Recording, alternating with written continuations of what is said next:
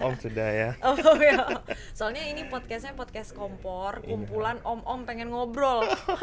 Jadi dipanggilnya om, nanti panggil aku tante ya. Iya. Seperti itu ya.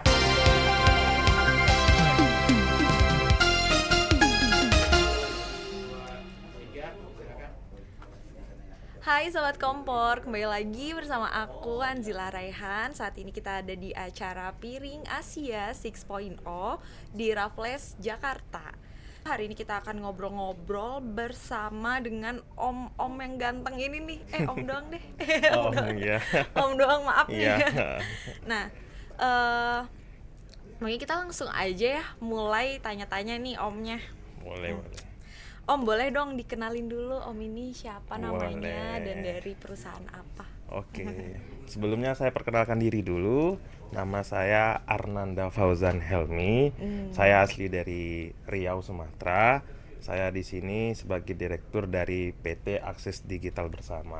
Wih, dari jauh nih. Om ini baru ya om? Ya, saya baru merintis YSP dari tahun 2000, bisa dibilang dari 2022, melakukan ULO-nya 2023 Januari. Oh, Ya, bisa jadi dibilang lebih kurang hampir atau lebih 2 tahun. Oke. Oh jadi masih baru banget nih. Iya. Nah, kita tanya aja yuk kira-kira ISP baru nih datang berarti pertama kali nih ya? Iya, ikut perdana. Piring Asia. Perdana sekali Perdana saya banget, datang di acara Piring Asia. Ya, saya sebenarnya sungguh sangat senang bisa datang di acara Piring Asia, terutama Piring Asia di tahun ini berada di negara kita tercinta Indonesia. Iya. Saya sebenarnya jujur bangga Indonesia tahun ini jadi tuan rumah Piring Asia.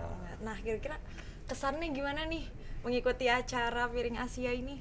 Ya, terutama saya pertama kali kedatang di acara Piring Asia ini bisa dibilang sangat wow gitu, karena ternyata kami yang di daerah ini cuma lihat orang-orang IT itu cuma adanya di Indonesia, atau artinya saya sering-sering lihat orang IT cuma ada di Indonesia atau di sekolah-sekolah atau praktisi-praktisi daerah. Ternyata setelah saya datang di Piring Asia, ternyata beragam macam orang memang ada di sini yang memang satu tujuan untuk melakukan interkoneksi jaringan-jaringan sehingga terciptalah suatu piring yang bisa kita pakai untuk jadi koneksi internet yang kita pakai selama ini gitu. Iya. Dari om sendiri nih datang ke Piring Asia awalnya tujuannya apa tuh? Pertama menambah wawasan. Iya, menambah wawasan, mungkin jumpa teman-teman baru di sini. Ya, dan juga kita pertama di sini kita harus pengen tahu nih acaranya bagaimana nantinya, bagaimana hasilnya. Ternyata hasilnya saya senang bisa datang ke acara Piring Asia ini. Asik, aduh. Nah, boleh tahu nggak nih kira-kira om udah dapat berapa piring nih atau meeting gitu? Oh, saya jujur sih karena perdana dan saya juga dari daerah, mungkin untuk tahap ini mungkin saya belum paham ya, atau mungkin belum melakukan piring apa, karena saya orang daerah belum ini meletakkan atau punya perangkat di berbagai macam data center karena juga masih awal. Mungkin kedepannya mudah-mudahan saya bisa letak perangkat saya di data center lain, mungkin bisa melakukan piring bareng-bareng sama teman-teman yang hadir di Piring Asia ini. Oke. Nah, terakhir nih kira-kira pesan apa nih yang mau om kasih ke para ISP atau teman-teman di dunia teknologi nih yang belum sempat datang ke Piring Asia? Gimana ya? Sebenarnya kalau nggak datang rasanya satu mungkin ada rasa sesal. Wah. Karena ini acara adanya di Indonesia, nggak tahu kapan lagi ada Indonesia. Nggak tahu, kemarin aja tahun lalu saya lihat di websitenya di Korea. Aduh, mungkin segitu aja dulu Sobat Kompor nih. Kita terima kasih dulu nih sama omnya udah mau hadir di sini. Mungkin sebagai penutup ada yang kesan atau mau ajakan gitu biar datang teman-teman ke Piring Asia selanjutnya? Iya, jika kalau ada acara seperti ini, hal-hal yang acara-acara yang seperti Piring Asia atau dan segala macamnya, datanglah, karena datang pun banyak kita dapat kenalan teman baru, ilmu baru dan segala macamnya. Nggak rugi loh kalau kita datang acara-acara seperti ini. Oh, Iya. oke. Rugi dong. Biarlah rugi di ongkos tapi pengalaman banyak didapetin. Ilmunya banyak ya. Iya, benar Jadi kalau nggak sekali. datang rugi dong. Iya. Om, boleh dong Om diceritain nih awal-awal mulanya bikin ISP nih kayak gimana tuh kisah-kisahnya. Oh, oke, boleh. Berarti boleh dong saya ceritain dari awal ya, Mbak? Boleh banget, Oke, boleh nih. kita flashback dulu nih, Mbak, di Panggil tahun. aku tante tuh Oh, tante, oke. Nggak apa-apa nih? Iya, nggak apa-apa. Oke. Kan kita lagi di podcast Om. Iya, tante. Oke, Oke, Om. Kente. Kita balik dulu nih ke flashback di tahun sekitar 2008 ya. 2008 itu zamannya internet kayaknya baru-baru ada deh. Jadi dulu tuh ada nih nama layanan namanya dulu dari Telkom internetnya Speedy. Speedy. Iya, tahun 2008. Nah, kebetulan waktu itu tuh saya tertarik nih. Ada suatu buku di sekolah saya SMP itu tentang masalah komputer dan internet. Karena kebetulan itu buku itu nggak ada yang baca. Awalnya gitu. Yang lainnya banyak buku cerita, buku-buku dongeng kan teman-teman baca, saya buku itu saya baca. Saya pelajari. Oh, begini ya komputer itu seperti apa. Begini ya internet itu. Jadi saya ada muncul ketertarikan nih di dunia komputer. Karena sebelumnya dulu saya waktu kecil pernah dibawa bapak saya itu coba menggunakan komputer. Jadi saya di situ dari kecil sudah ada ketertarikan menggunakan komputer. Setelah itu waktu SMP saya dapat nih buku tentang masalah komputer nih. Saya pelajarin. Iseng-iseng dong saya belajar cara install Windows komputer dulu ya. Kebetulan ada temen nih punya komputer bervirus. Iseng-iseng saya karena kan temen nih ada yang dari pernah beli software install itu kan. Saya pinjam, saya coba install. Ternyata saya walaupun pertama mungkin ada bingung tapi saya belajar lagi saya bisa. Tiba-tiba jago nih. Enggak juga. Pelan-pelan. Akhirnya dari mulai install saya mulai coba belajar lagi ngutak-atik komputer. Bongkar pasang. Akhirnya saya jadi teknisi dadakan di umur saya sekitar 14 atau 15 tahun. Ya benar kecil banget. Iya. Karena teman-teman gini, "Ayo Nan, temanin aku ke rumah. Ngapa komputerku rusak? Tengokin." gitu. Wah. Komputernya dulu tahun-tahun dulu tuh virus pakai flash disk. Iya, Flash disk kan iya, betul. baru muncul itu, banyak baru dipakai. Ya udah, tak install ulang, akhirnya selesai. Karena saya udah terjun tuh di dunia komputer, akhirnya ada teman, "Kamu nggak sekolah aja di SMK," katanya. Kan kawan-kawan lain sekolah di SMA, saya nggak sekolah di SMK. Ya udah, karena teman saya mengajak sekolah di SMK, saya coba sekolah di SMK di kota saya. Disitulah saya baru belajar nih dunia IT, tentang internet, tentang komputer dan segala macam. Karena dari awalnya saya suka tentang internet dan komputer, lulus saya lanjut lagi. Sempat saya jadi guru TKJ di SMK. Ya di umur saya sekitar 16 tahun. 16 atau 17 tahun. Iya.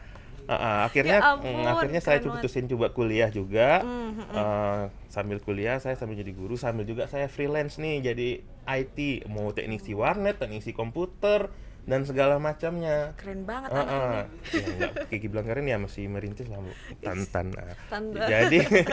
Jadi setelah itu saya lanjutlah banyak kerjaan, ada yang dari warnet di mana ya sempat lah sih ada yang kontroversi karena ya waktu dulu kan saya belum paham kali sih dengan angka-angka ya, maksudnya berapa sih upah-upah ini. Sempat pernah dimarahin teman-teman juga dulu ya, ada teknisi lain, nggak boleh dong harga gini-gini, sempat macam-macam lah gitu. Iya. Akhirnya ada lah teman coba ngajak buka ini RT RW net dulu tahun 2013. 2013 Iya, tuh. saya jadi teknisinya karena kan perdana nih, disitulah saya pernah mengenal ini dunia tentang arahnya ke ESP. 2013 saya coba bantu teman itu bangunin ya apa yang namanya istilahnya RTW net lah dulu. Akhirnya saya berjalan. Oke, akhirnya saya buka sendiri. Sambil saya juga buka warnet juga gitu. Warnet juga. Ini memang dunianya memang dunia di situ. Iya. Jalan sambil RTWnet sambil jalan warnet. 2019 tuh udah mulai kurang baik lah, maksudnya ekosistem warnet. Warnet, Iya, iya, karena warnet sudah udah mulai mulai turun nih tuh. maju nih handphone udah handphone smartphone. Pas pula kebetulan 2020 kita kan COVID. Jadi memang nggak mau pada butuh internet nih, karena kan untuk sekolah daring, betul. online ya, sekolahnya online, ada Zoom meeting dan segala macam, mau dari kuliah, mau dari kerja, dan segala macamnya butuh tuh Zoom meeting untuk internet kan, karena dulu kebanyakan orang butuh internet ya untuk sekolah waktu Sekolah, COVID. betul. Akhirnya karena saya memang dunia basic di situ, saya cobalah mengembangkan usaha yang internet tadi itu bermitra salah satu ISP lah gitu. Bermitra dulu. Iya, bermitra dulu. Oke. Setelah bermitra, kemudian saya lanjut coba-coba akhirnya ya buka ISP sendiri. Karena dulu modalnya memang nggak ada, cuman ya karena saya dulu pernah kerja jadi IT ya panggilan lah kan. Di situ saya tabung. Oh, keren. Saya tabung. Akhirnya ada dana, saya belilah perangkat-perangkat pelan-pelan semuanya, karena memang dari nggak ada modal sama sekali. Keren banget. Modal saya memang saya kerja, saya dapat upah, itu saya tabung. Udah kerja dari umur Iya. 16 lagi gitu ya? Iya, dari 16 tahun saya kerja, karena jujur saya secara finansial orang tua saya kurang baik gitu. Jadi memang saya jadi tulang punggung keluarga Tan. Jadi mau nggak mau ya saya harus kerja. Tapi Iya. Jadi untungnya saya harus menemukan kerja. jalan ya Ya mungkin akhirnya. ada jalannya di sini. Nah, sampai akhirnya benar-benar memilih bergabung jadi ISP itu Di tahun ya 2020 itu ya? akhirnya kan setelah memitra, saya cari-cari info bagaimana cara buat ISP atau ngurus izin si ISP. Akhirnya saya jumpa teman di ABJI. Akhirnya ada teman di ABJI yang ngasih arahan, buat ISP seperti ini ya. Jadi akhirnya terbentuklah ISP PT Aksiata Bersama. Waduh. Yang berdirinya sih dari Akta 2022 September. 2022. Iya, Wah. baru bisa jualannya di 2023. Wah, Iya. keren banget itu. Sampai sekarang. Iya. Nah, kira-kira strugglingnya apa aja sih yang dihadapi nih Kalau di menjadi ISP baru? Kalau di sisi saya cuma satu, modal. Modal. Karena saya memang jujur dari keluarga yang kurang ini, modal saya memang menabung. Jadi menabung ini butuh makan waktu, Mbak. Ada sih beberapa saya coba melakukan pinjaman di bank, tapi ya biasalah bank itu masih pakai jaminan. Iya, susah ya. Iya, kayak seperti harta, bangunan atau tanah. Sedangkan kita lagi nyari harta Kita juga. nyari harta ini, tapi harus pakai harta. gitu. Aduh gimana? Apa yang mau Ya, dijamin? Apa yang mau dijamin? Akhirnya ya saya nabung. Itu sih yang Duh, buat keren banget. yang buat kendalanya itu, karena butuh proses kan. Harus kita tabung dulu uangnya, baru kita bisa expand atau berkembang. Ampun. Kalau ada uangnya dulu mungkin bisa kita langsung kembang. Cuman kita nih nabung dulu. Akhirnya udah terkumpul nih, baru kita bisa melakukan pengembangan. Ampun, ini picture banget nih, gambaran kita berusaha dari nol ya. Iya seperti itulah kira-kira Tan gitu. Membanggakan banget ya ampun. Nah, Mas, Om, kira-kira Iya. ada ininya nggak nih sebagai ISP baru, kan baru terjun nih ke dunia ISP, ada nggak pesan-pesan ini untuk pemerintah bantuin UMKM atau gimana gitu? Betul. Ya pesan-pesan dari saya cuman ini, karena kita ISP-nya yang kategori kalau di NEB UMKM. Iya, karena modal kita kan waktu kita laporkan ya apa adanya gitu, nggak ngelebih-ngelebihin, nggak ngurang-ngurangin gitu. Memang apa adanya kami punya aset segini ya kami laporin ya segini. Akhirnya terkategorilah kami ini PT UMKM. Jadi PT UMKM nih yang memang secara modalnya kan terbatas, ya kan.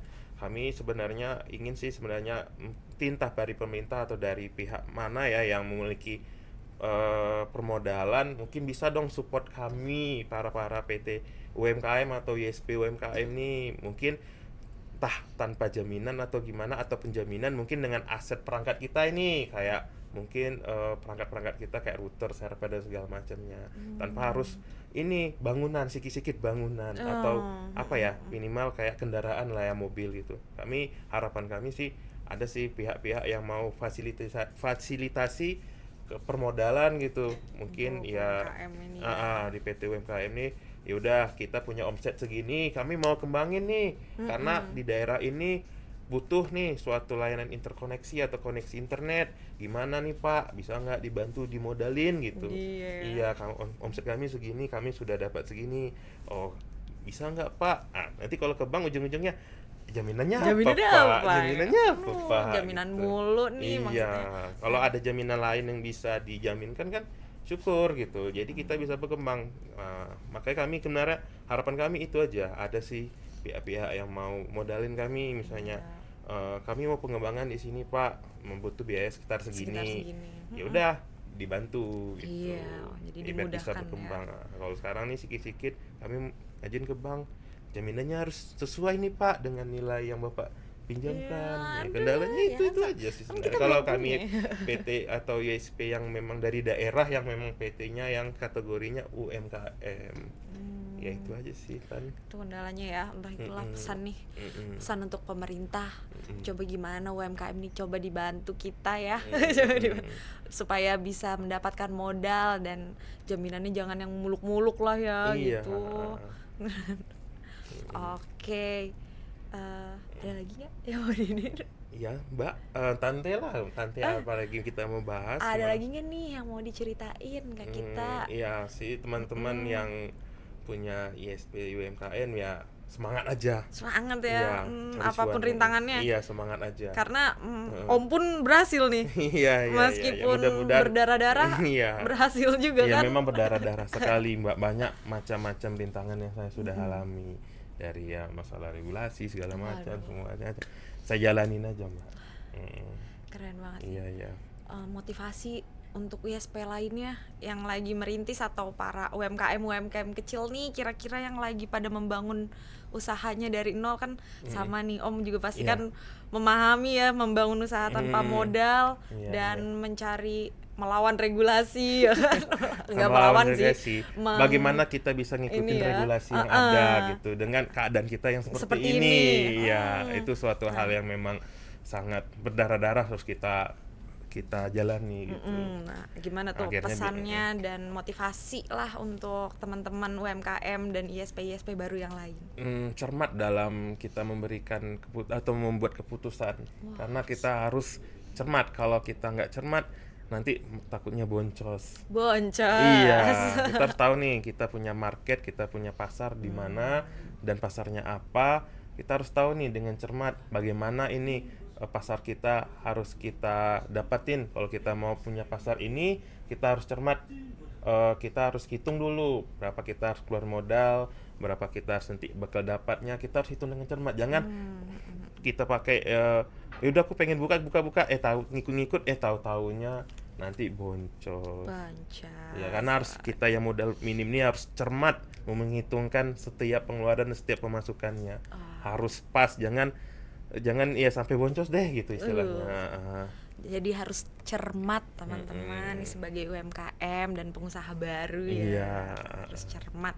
Oke. Oke, makasih banget nih ya Iya. udah mau sharing ke kita. Oke, Om. Udah belum Om, mau ditutup biasa atau gimana? Oke, tutup biasa. Ditutup kayak tadi lagi aja. Ya, ditutup kayak tadi. Oke, Sobat Kompor, sekian dulu nih untuk podcast kita bersama Om siapa tadi? Arnanda. Om Arnanda. Iya. Om Arnanda yang keren banget ini nih. Sungguh role model buat kita semua sebagai pengusaha baru yang merintis usaha dari nol. Mantep dan rajin menabung tuh. Buat Gen Z no yang susah Iya, nabung. intinya rajin nabung. Saya jujur dulu memang pahit-pahit saya makan pun saya tahan-tahan demi nabung, Mbak. Saya ngerasain banget, saya paham banget itu. Iya, Oke iya. teman-teman, sampai jumpa lagi ya bersama narasumber kita selanjutnya. Dadah. Nah. Keren banget. Tuh.